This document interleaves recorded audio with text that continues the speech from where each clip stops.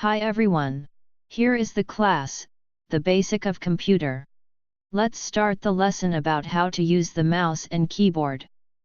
This is the mouse. You can find there are three parts on the mouse, right button, wheel, and the left button. These have their separate functions. We usually use the left button to click and make the computer work. There are two kinds of the mouse, wired mouse and wireless mouse. As the name suggests, the difference between them is whether they have wire or not. Now, it's operation time. Before use the mouse, we have to know how hold the mouse correctly.